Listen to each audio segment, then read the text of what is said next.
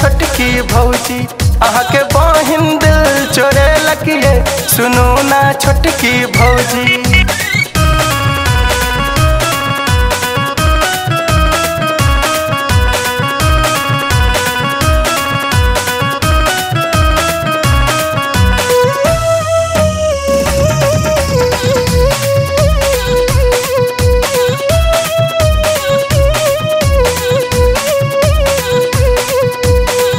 परिछन में देखलो ओकरा देखते होश उड़ गेले लाल रंग साड़ी में लागै छलै परिये परिछन में देखलो ओकरा देखते होश उड़ गेले लाल रंग साड़ी में लागै छलै परिये लागे विधाता गढ़ने छथिन फुर्सत में ओकरा भौजी लागे विधाता गढ़ने छथिन फुर्सत में ओकरा भौजी है फुर्सत में ओकरा भौजी अहाँ के बहिन दिल चोरे लगिए सुनू ना छोटकी भौजी अहाँ के बहिन दिल चोरे लगिए सुनू ना छोटकी भौजी।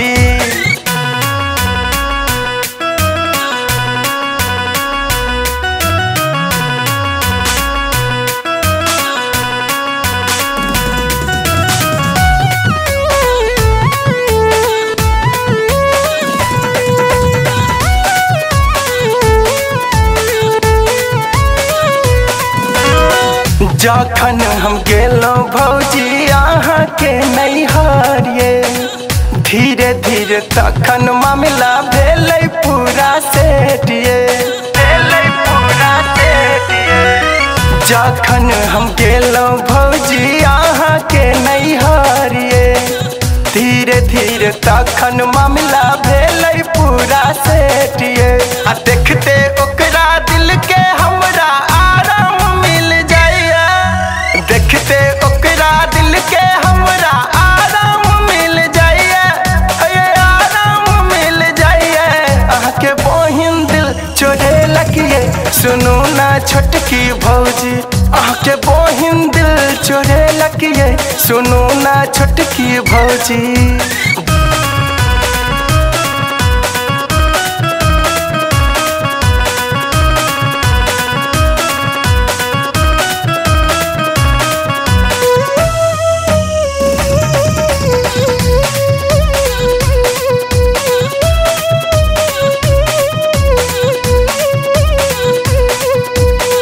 संजय सारू से कही का मोर शादी रचाबू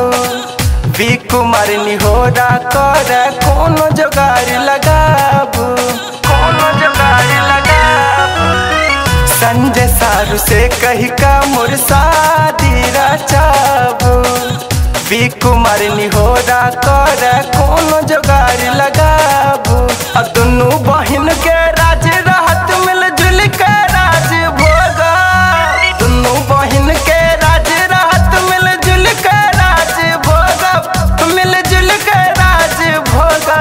आगे बहिन दिल चोरे लगिए सुनू ना छोटकी भौजी अहाँ के बहिन दिल चोरे लगिए सुनू ना छोटकी भौजी।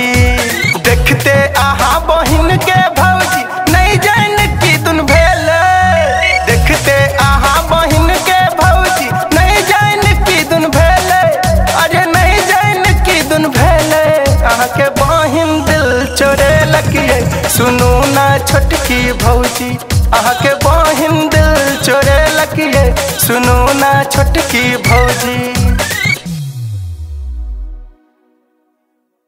सब्सक्राइब करू विजय एंटरटेनमेंट चैनल के आ घंटी के निशान के जरूर दबाओ हमरा सबक वीडियो सबसे पहले देखबाक लेल।